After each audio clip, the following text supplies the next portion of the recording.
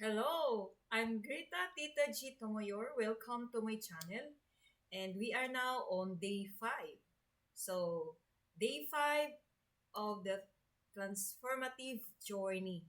This is the last day of our topic, our series, What Makes You Significant? And we have discussed 4 C's, how to discover the purpose why you were born. And today, in this session, we're going all with a message that's gonna ignite your purpose like never before. So this is not just another online session. It's not about motivation, encouragement, or just an inspiration. This is the final day of our 5-day transformative journey. And today's message, copy the example of Jesus, is the heartbeat of it all. So, as I said a while ago, this is not just another session, but it will equip us because this is the experience that I have, and God showed me, revealed to me the principles. So pinagdaanan ko ang mga ito at pinakita sa akin ni Lord. That's why I'm also sharing with you. I was devastated, I was depressed, and I was set free because of those principles. And first thing that God showed to me is about the purpose why He created me. Bakit niya ako nilikha? At paano ko ito natuklasan? Sa pamamagitan ng 4 na C. Una, I reconnect my life to Him. Because He is the Creator, He's the only one who knows what is the reason for our existence. Second is communicate with the Creator, because God will only show to the people who are interested, not to those who are only curious. And then, of course, because you are interested, you want to know the real or the reason, divine reasons why God created you. And that is third C is commitment. And you need to take time, decide, sacrifice, and you have to intentionally discover and understand, and the Holy Spirit will be the one to reveal to you. So last time I shared with you the C, which is commitment, that you need to take time because only God can reveal to us. So this time is day 5, the last C, which is copy Jesus. So first, connect to the Creator. Second, communicate to the Creator about your purpose. Then C is commitment. You have to commit yourself to discover and understand the purpose and fulfill it. And fourth, C is copy the example of Jesus. So Jesus is our example. That's right. Okay. So that's our topic this evening. The last C, which is copy the example of Jesus. So here, so can you see in the slide? Copy the example of Jesus. That's right. This is about living with power, clarity, and bold kingdom influence in everything you do. So, if you are ready and you have made a decision, this moment is about purpose. It's about calling, it's about rising up to become who you were born to be. So, it's very powerful and refreshing and peaceful, a joyful life kapag ka nakita mo kung ano yung dahilan bakit ka nandito sa mundong ito. So, before I begin, I just want to remind you to tag your friends, share, and like the link. Comment where you are watching from so that I can connect with you. So, Jesus didn't just live a random life. He lived on a mission. He lived with a vision. He lived according to his assignment. So let us follow the example of Jesus Christ because he is our role model. He is the only one who is worthy. To follow Christ is to imitate his life, his love, and his purpose. To copy means to imitate, to reflect the behavior, the mindset, and mission of someone who you admire and trust. So, who better to imitate than Jesus? The perfect example of divine purpose fulfilled. Kaya sabi ni Apostle Paul, di ba, sa kanyang aklat, di ba, sa Corinthians, na siya ay karapat-dapat follow the example as I follow Christ. Follow my examples, I follow Christ. So, Christ is the one. Ayan, tingnan natin. Imitate the one worth following. And who is that? That is Jesus Christ. At sabi ni Pablo, the Apostle Paul said it best, follow my example as I follow the example of Christ. 1 Corinthians chapter 1, verse 11.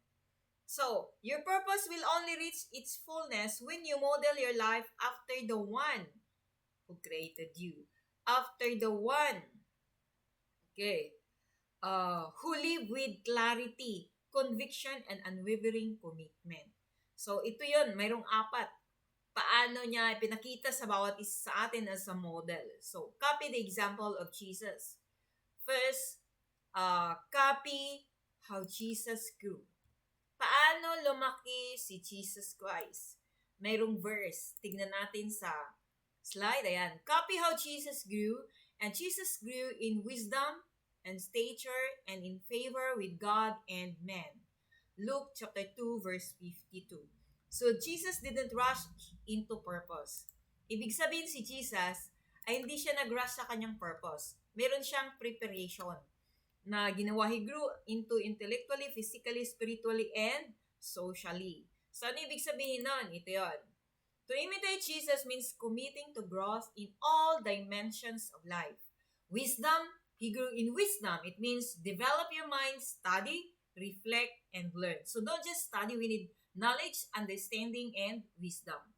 Then, second one, stature, care for your health, body, and presence matter.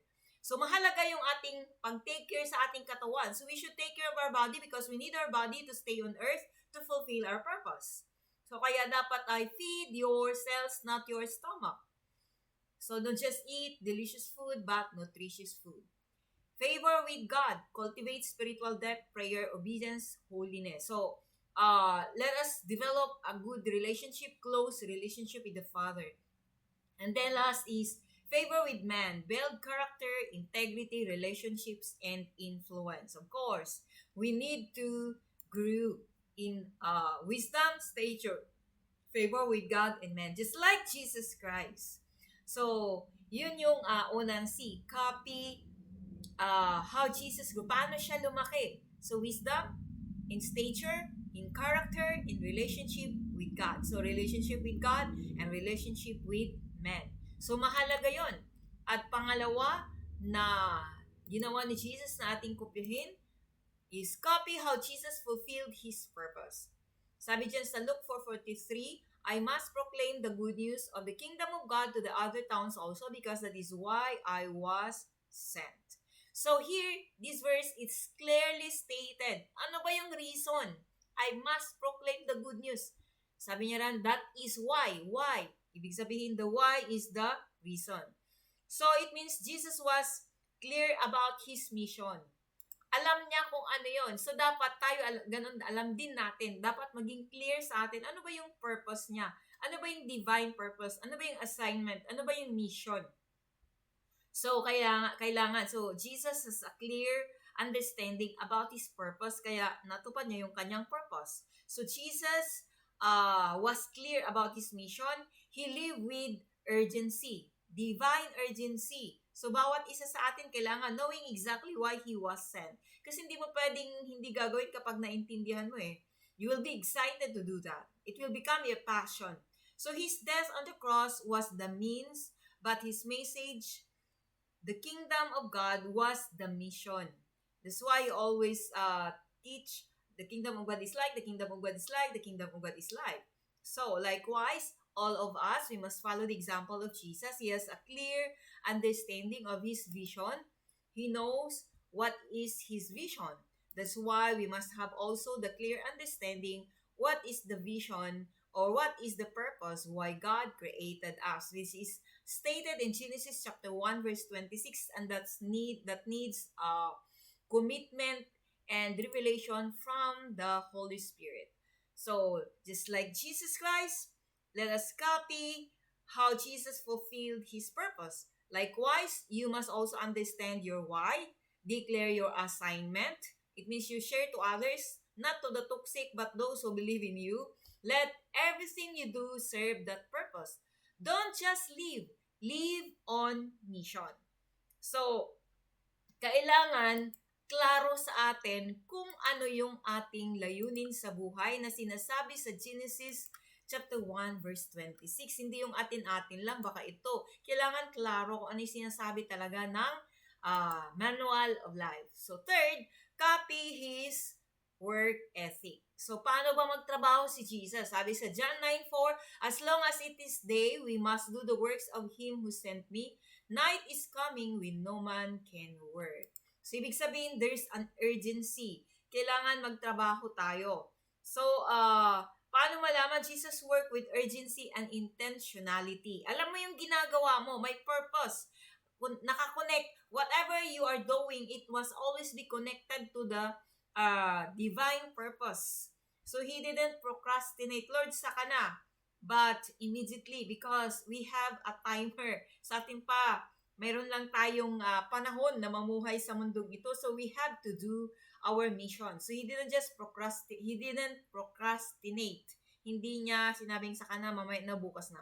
He recognized that time was limited and opportunities were secret. So ibig sabihin, di ba, sinasabi nila, time is gold. So, wag natin sayangin yung ating oras. Paano malaman na hindi mo sinasayang? Alam mo yung priority mo because you understand your purpose. It's very important to understand. So, what does that mean for you? Use your time wisely, prioritize purpose over distraction, treat each day as a divine opportunity. So, Jesus modeled a lifestyle of sacrifice and total surrender. So, discipleship isn't about convenience. It's about daily commitment. So yun pinakita ni Jesus Christ. And he is the God, the best example. Siya yung pinaka the best na example sa bawat isa sa atin.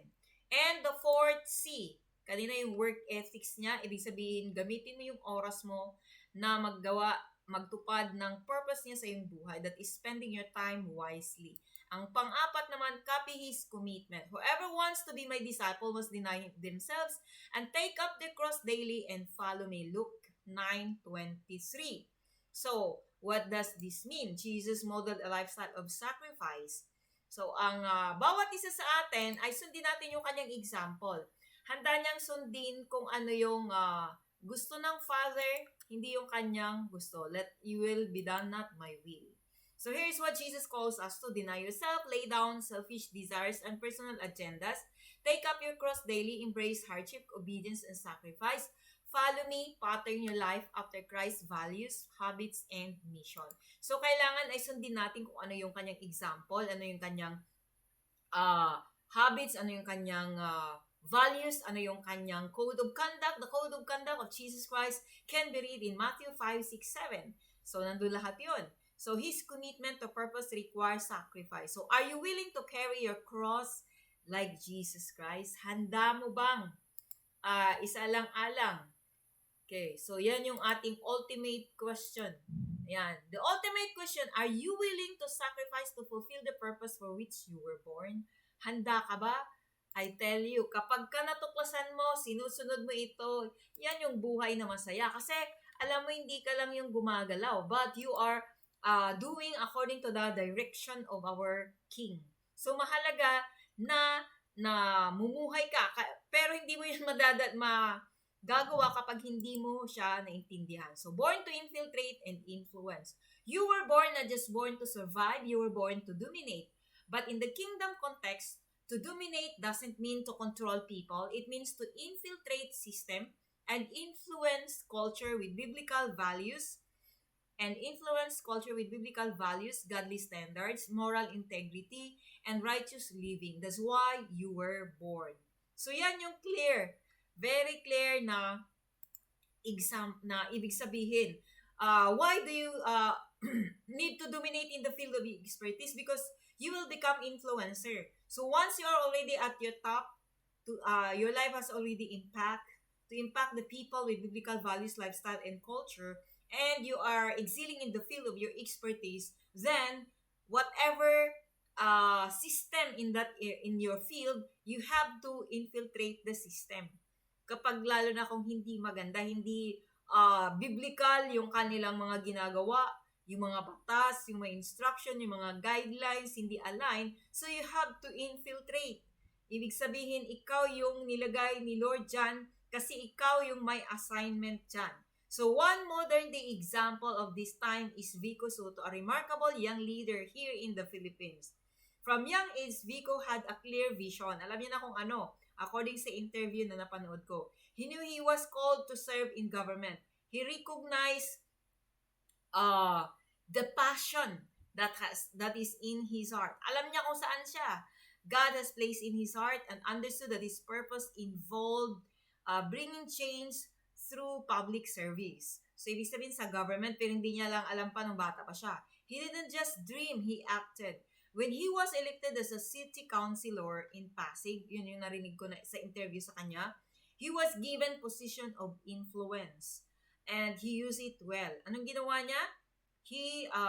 Vico infiltrated the political system by introducing a bill on transparency and accountability directly addressing the corruption he saw.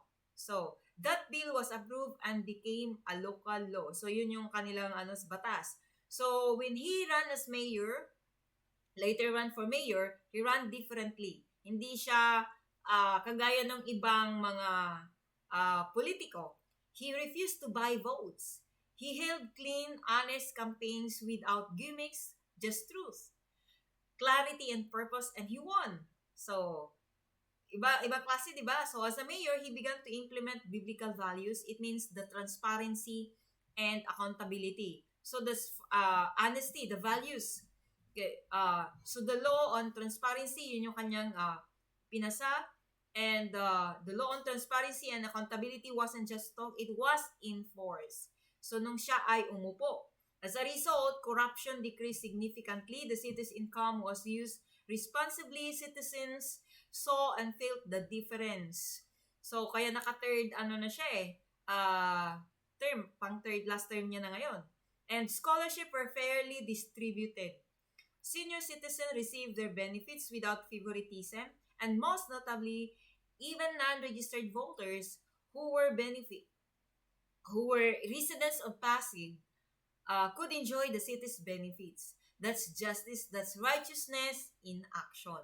So, yun yung example na you infiltrate the system, influence the people. So, that's why we need to discover saan field ka. Kasi doon ka mag-infiltrate ng system and influence the people with biblical values, lifestyle, culture, moral standard. So, yun dapat yung maintindihan natin. Mag-infiltrate and mag-influence with biblical values. So, yun dapat yung ating tandaan.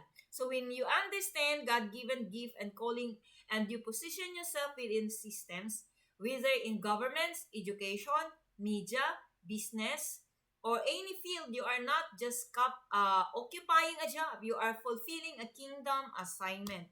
And we call that as divine purpose that is stated in Genesis chapter 1 verse 26. So, ano yung lesson doon? Kanina, sa life ni Vico Soto, he was able to infiltrate the system and influence the people. So, when you understand that, syempre, alam mo na kung ano yung purpose, bakit ka nandito sa mundong ito. So like Vico Soto, you can infiltrate system with integrity and bring transformation saang field ka man. Not by compromising your faith, but by living it out with courage, clarity, and consistency. So kung nasa kongreso ka, syempre yung batas dapat ay ayon naka-align sa Manual of Life. So you were born to influence. You were born to infiltrate system. So mahalaga yon na maintindihan at klaro sa isipan mo.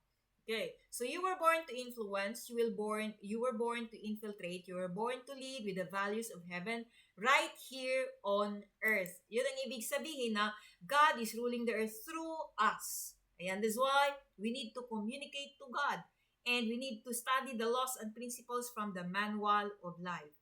So the reason why we were born, when I understood that I was born to dominate in the field of my expertise and infiltrate the system, influence people with biblical values, lifestyle, culture. Yun pala, very clear na sa atin. Very clear sa akin. And nung tinahak ko, na-identify ko kung saan ako na field, starting my gift, yun, nag-enjoy ako because I'm doing what I was born to do. So, you were born, if you discover what you were born to do and what you were born to be, then you will enjoy your life. So, yung apat na C, yun, tandaan mo.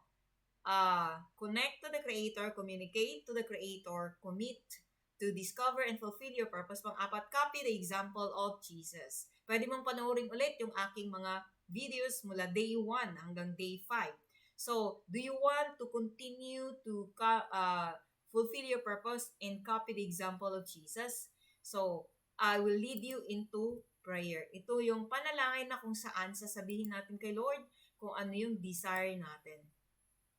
Heavenly Father, I come before you with a humble heart and grateful heart, acknowledging that I was created for a divine purpose. I thank you for sending Jesus Christ, who lived the perfect example of how to walk in purpose, love, and obedience and power. Lord, I commit to following Jesus not just in belief but in behavior. Help me, like Him, to grow in wisdom, stature, and favor with you and with others. Let my mind be renewed, my body strengthened, and my spirit matured for the journey ahead. Just as Jesus declared, I must preach the good news. Teach me to embrace my mission boldly. Help me to discover, define, and declare my purpose with clarity and courage. Let my life proclaim your kingdom in word and deed. Jesus, you worked while it was day. Help me do the same.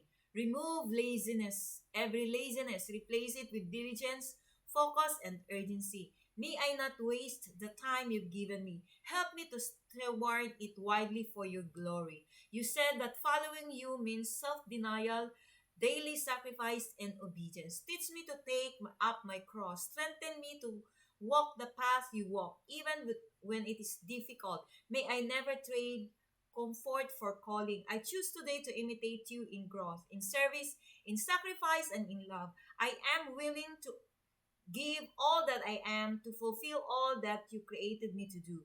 Let my life be a reflection of your grace and a legacy of your purpose. Empower me to walk as you walked, live as you lived, love as you loved, serve as you served, and finish well, just as you did. In Jesus' mighty name I pray. Amen. Okay. So, each one of us, when we are willing to commit our life to God and follow His purpose for our life, I tell you, you will enjoy your life. And that's what I'm experiencing right now. That's why I'm sharing it to you. Kaya binabahagi ko sa inyo. At kung gusto niyo pa malaman yung iba pang mga principle na pinakita sa akin ni Lord, paano ako napalaya sa depression or sa anxiety, anything na kinakaharap ay nag-i-enjoy ako despite of everything, despite of what is happening around me. There are laws and principles that God has shown to me that I followed, and I wrote that in a book so that those people na nakaranas kung ano yung naranasan ko ay makita din nila, mabasa rin nila at pagbigay ito ng not just an information, not just a motivation, but to equip and educate them. So ito yon ang mga book na aking nagawa na sinulat ko dito. Success Without Stress. So free, just message or comment below. Unfolding the financial resources God has provided for His purpose. Isa yan about sa finance. What makes you significant? Finding meaning in your life. So yan yung pangatlo na kung saan kung gusto nyong ma-avail itong dalawang ito kasi kahit itong tatlong to ay pwede nyong ma-avail, comment below. Pero itong Success Without Stress is free. Pero kung gusto nyong bilhin itong tatlo, ay i-message nyo lang ako, just comment below. So I hope you learn from this topic what makes you significant. So each one of us, remember, you were born to dominate in the field of your expertise, to infiltrate the system, influence the people with biblical values, lifestyle, culture, and moral standard. So imagine if all of us are able to discover and we are doing the mission why we were born, then lahat ay masaya at fulfilled ang buhay, kontento sa kanilang buhay. So, every one of us, we were born to dominate in the field of our expertise, infiltrate the system, and influence the people with biblical values, lifestyle, culture, and standard. Then you will experience living like heaven on earth. God bless.